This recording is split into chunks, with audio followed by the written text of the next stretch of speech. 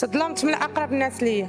انا واحد السيده كنت مهاجره ارض الوطن من 2005، وكنا حنايا كاينين حنايا 3 البنات وولد واحد والوالد والوالد. مات واحد الخو ديالي هو الكبير اللي عندنا، كبير والله سبحانه وتعالى، مات خلى 2 وليدات، واحد معوق مريض مسكين وواحد صحيح. وهذا المعوق طاح، كان زاد طبيعي، طاح من دارنا 3 طاج، حبسوا على كور، طاح في دارنا. هزو ملي طاح، انا ما كنتش حاضره، كنت خارجه لارض الوطن. ملي طاح جاو على الجيران، الدار خاويه. هزوه ملي داو الطبيب، داروا جا خطا طبي السويسي، وهذا جا دابا الدري ما كيشوفش، والاخر عادي معوق. هذيك الساعه طاح عمره شي 7 سنين ولا 8 سنين، دابا راه جاي عمره دابا 19 ولا 21 ولا. خلى 2 وليدات هذا اخو.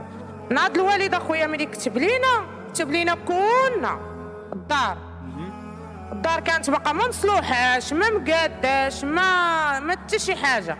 ناض ملي كتب لينا الدار، انا اصلا ملي هاجرت خليت الوالد، صلحته هو الوالد حي، الوالد باقي في الحياه. عيط لي الوالد، جلست انا 4 سنين ما جيتش، عيط لي الوالد قال لي بنيتي تعالي وهادي سبحان الله ملي جيت كتب لينا كل واحد عطاه نصيبه. قال لي حق ولاد خوك بنيتي، انا عارفك انت خارج المغرب غديري الدار ديالك، غديري مستقبلك، غديري كل شيء، هادي ولاد خوك ما تفرطيش فيهم.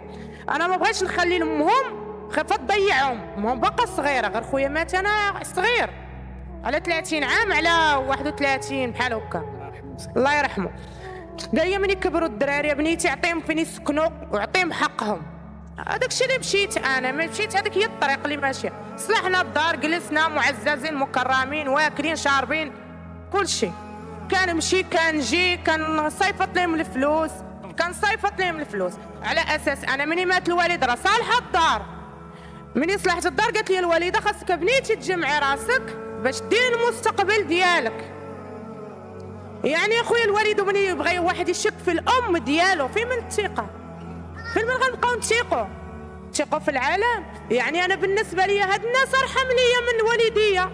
بقيت اخويا وكا كنخدم، رفضت الزواج، هاجرت اخويا ما عارفاش، مشيت تلاوحت، نعس في الزناقي، انت عارف الغربه، نعس في الزناقي. يعني داز عليا العذاب الله لا كنقول ماشي مشكل على دارنا، عيد بعيد وعواشر بعواشر كل شيء. الوالده كانت عندي هي، تعرف قلنا الوالد مات الله يرحمه، بقات لنا الوالده.